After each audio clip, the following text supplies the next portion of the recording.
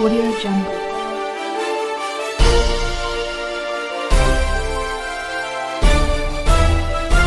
Audio Jungle.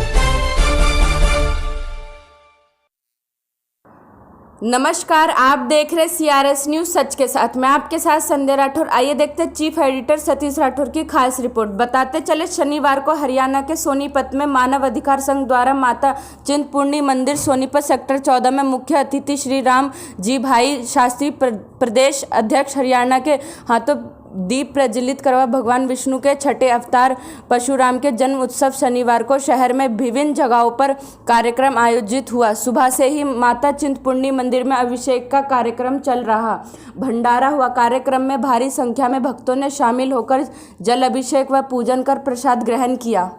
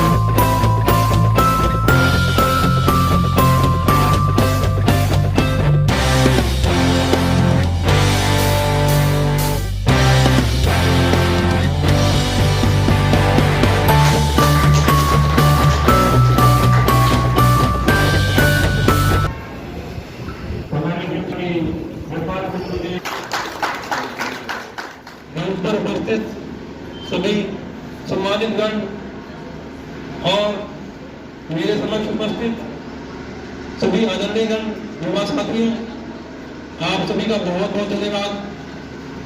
साथ ही धन्यवाद करना चाहूंगा संस्था के माध्यम से आज परशुराम जी का जन्मदिन मनाया जा रहा है। इनका भी बहुत बहुत धन्यवाद। इतने सुंदर तरीके से आप सब लोग एकत्रित हुए, आप सब लोग आए, आप सभी का भी धन्यवाद व्यक्त करता हूं। परशुराम जी विष्णु के छठे माने जाते हैं अवतार और भगवान शिव के बहुत ही प्रिय थे। असल में नाम तो उनका राम था, क्योंकि अपने साथ वो फरसा रखते थे, फरसा जो फरसा है, और वो शिव के भक्त थे, तो उनका नाम हो गया परशुराम। अपने फरसे से ही उन्होंने उस वक्त की कुरीतियां थी उससे उनका विनाश भी किया था। और मैं तो यही कहना चाहूंगा, उन्हें समाज में, क्योंकि वो ब्राह्मण समाज के कुल देवता थे, और हमारे कुल देवता आज जो मैं मानता हूं हमारे समाज में छत्तीस बिरादरी के अंदर ब्राह्मण समाज को देवता माना जाता है, चाहे वो जन्म हो चाहे मृत्यु हो। आज हमें हर जगह हम उनका आदर सम्मान करते हैं। ऐसे मान के योग्य मानवाधिकार सहायता संघ के सभी पदाधिकारीगण, जिला के हमारे प्रदेश के संयोजक हैं, प्रदेश के संयोजक, मेरा छोटा भाई बल्कि भतीजा ही लगता है मेरा, तरुण देवीदास, और पवन जी शर्मा, और मैडम ममता शर्मा जी, और मेरे सामने बैठे हुए सभी मेरे बुजुर्गों, साथियों, मातृशक्ति। देखिए, आज का जो ये कार्यक्रम है परशुराम जयंती के उपलक्ष्य में रखा गया, और मैं मानव अधिकार संस्था को परशुराम जी के जीवन से थोड़ा सा टच करूंगा। परशुराम जी का भी जो जीवन यदि आप स्टडी करें तो उनका भी काम ये था कि किसी भी व्यक्ति के कोई भी कष्ट निवारण का काम यदि किसी ने कराना होता था तो उस समय पर परशुराम जी उनका किया करते थे। यानी ईमानदारी से समाज के लिए जो प्रेरणा का काम किया वो भगवान परशुराम जी ने किया। और उनका जो क्रोध था, उनका क्रोध भी 12वें आसमान पर रहता था। यानी किसी ने यदि कोई धृष्टता कर दी तो उसको परिणाम भी वो उसी समय दे देते। उनका भी स्वभाव लगभग मेरे जैसा था कि भाई जिसको जो कहना है मौके पे कह देना है, आगे पीछे किसी की चुगली निंदा नहीं करनी। मान लो कोई बात अच्छी नहीं लगी तो उसको उसी समय कह देना, भाई तेरी बात मुझे अच्छी नहीं लगी। और मुझे लगता है भगवान परशुराम जी से यही सीखने को हमें मिलता है कि सच्चाई को मौके पर कहने की हिम्मत रखनी चाहिए। और यही मैं अपेक्षा आपकी संस्था से करूंगा। पवन जी, फोन को बंद कर दो 5 मिनट। यही मैं अपेक्षा आपकी संस्था से करूंगा। जो कोई भी महिला या पुरुष आपके पास अपने अधिकारों की दुहाई लेकर के आए, उसकी दुहाई को पूरा काम आपने ईमानदारी से करना है। ये आज संकल्प लेकर के यहां से जाओ। यानी कोई भी दुखियारी, कोई दुखी अपने अधिकार की चेष्टा लेकर के आपके पास यदि आता है तो उसकी अधिकार की रक्षा करना वो आपका काम है। और मान लीजिए आपका सोशल नेटवर्क उतना नहीं है, शायद उतनी कोई बात आपकी सुनेगा भी नहीं अधिकारी, तो आप बेहिचक होकर के मेरे पास आ सकते हैं। कोई भी किसी के साथ भी अन्याय हो रहा है उसको न्याय दिलाने का काम मैं आपके साथ मिलकर के करूंगा। किसी का भी, आप में से भी माताएं बहनें ऐसी बैठी हैं जो मेरे पास अनेकों काम लेकर के आती हैं, उनको सबको मेरा काम करने का स्टाइल भी पता है। मौके के ऊपर फोन मिला के उसी समय तुरंत काम करता हूं। किसी को पेंडिंग नहीं छोड़ता हूं कि तुम कल आ जाना, परसों आ जाना, उनको चक्कर नहीं कटाता हूं। और यही काम मैं अपेक्षा करूंगा इस संस्था से भी कि आप भी जो भी आपके पास काम लेकर के आए, आपकी बस में हो तो आप उसको करो, नहीं तो आप मेरी सहायता ले सकते हो। मैं आपको क्या जा रहा हूं। तो मैं आज इस अवसर पर बहुत अच्छा लगा मुझे, और आज पहला इनका प्रयास है। पवन जी जब मेरे पास आए इन्विटेशन देने के लिए तो थोड़े से घबराए हुए थे कि जी पहला कार्यक्रम कर रहा हूँ, कैसे करूँगा। तो मैंने इनको एक बात कही थी कि जब भी कोई पहला कदम रखता है, बच्चा भी जब चलना सीखता है, पहला कदम रखता है तो वो 10 बार गिरता है। आपके सबके घरों में बच्चे पैदा हुए होंगे, जो पहला कदम बच्चा रखेगा वो 10 बार गिरेगा, पर एक टाइम वो भी आता है कि पूरे घर के अंदर वो भाग करके जाता है। तो आज किसी प्रकार की आपको पवन जी घबराने की आवश्यकता नहीं है, चाहे वो फाइनेंशियल मैटर में हो चाहे किसी और मैटर में हो। दिल खोल करके काम करो। जिस संस्था को आपने जिस काम के लिए यहाँ पर सोनीपत में शुरू किया है, उस संस्था का सोनीपत में पता लगना चाहिए कि आपने कुछ काम करके दिखाया है, और ईमानदारी से काम करो। मैं अपनी ओर से बहुत बहुत आपको बधाई देता हूँ। और पुनः एक बार आप सबका धन्यवाद करता हूं कि आपने मुझे बुला करके यहाँ पर मुझे बोलने का मौका दिया, अपने विचार रखने का मौका दिया, और भगवान ने चाहा तो आपकी संस्था बहुत आगे बढ़ेगी। इन्हीं शब्दों के साथ आप सबका बहुत बहुत धन्यवाद।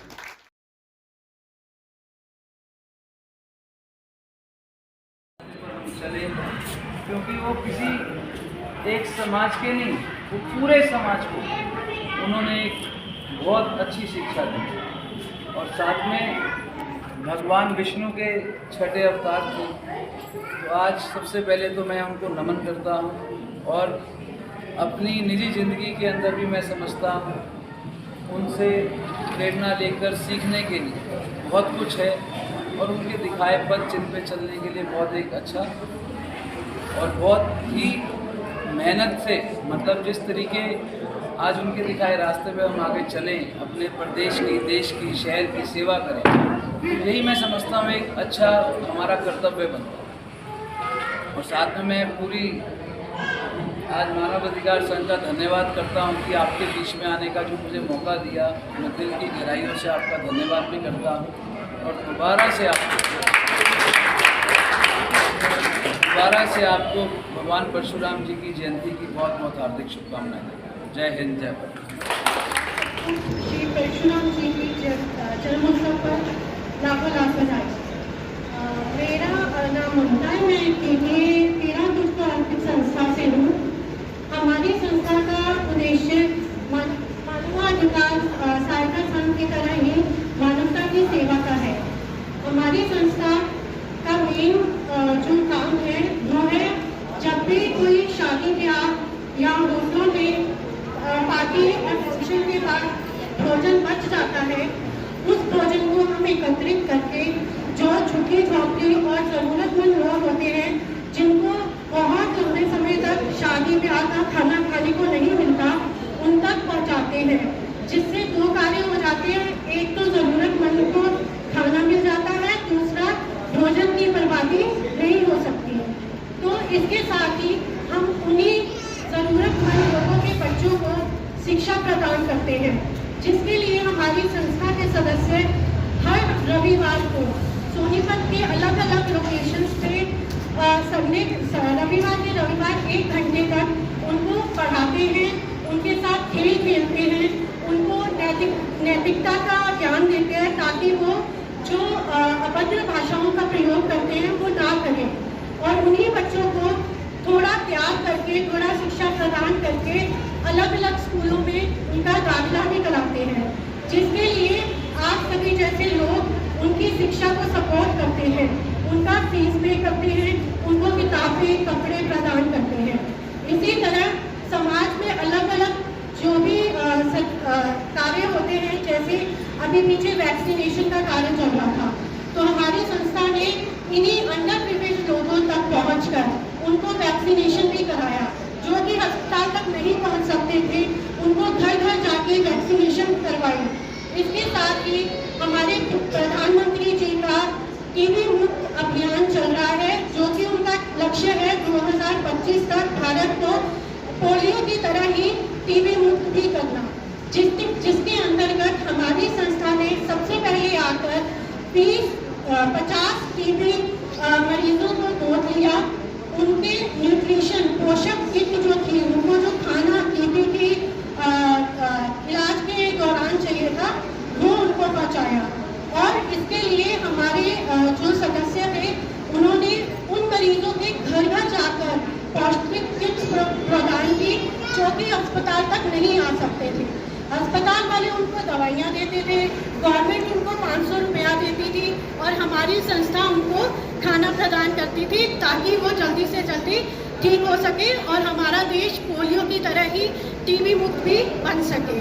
इसके साथ हमारी संस्था टाइम टू टाइम मुफ्त स्वास्थ्य जांच शिविर भी लगाती है, जिसमें जो भी जांच शिविर में आते हैं उनको मुफ्त में दवाइयाँ भी प्रदान की जाती हैं। इस संस्था में आप सब भी भागीदार बन सकते हैं। इसके लिए आपको कोई पैसा दान में नहीं देना है। हम लोग बिना पैसे के काम करते हैं, ना तो पैसा दान में लेते हैं, ना ही पैसा दान में देते हैं। हम ज़रूरतमंद की ज़रूरत को पूरा करते हैं। अगर किसी को राशन की ज़रूरत है तो राशन देते हैं, दवाइयों की ज़रूरत है दवाइयाँ देते हैं, शिक्षा की ज़रूरत है तो शिक्षा देते हैं। कैसे देते हैं? अगर राशन किसी को चाहिए और कोई देना चाहता है तो उस देने वाले को उस तक पहुंचाते हैं। हमारी संस्था कोई पैसा नहीं लेती। राशन की किट लिस्ट दे दी जाती है, आप राशन खरीदिए और उस तक पहुंचा दीजिए। आप नहीं जा सकते, हमारी संस्था के सदस्य आप राशन लेके उनको दे दीजिए, वो सदस्य उन तक पहुंचा देंगे। इसी तरह शिक्षा के लिए भी अगर आप किसी की शिक्षा को सपोर्ट करना चाहते हैं तो आपको बता दिया जाएगा कि किस स्कूल में बच्चा पढ़ता है, उस स्कूल की कितनी फीस है।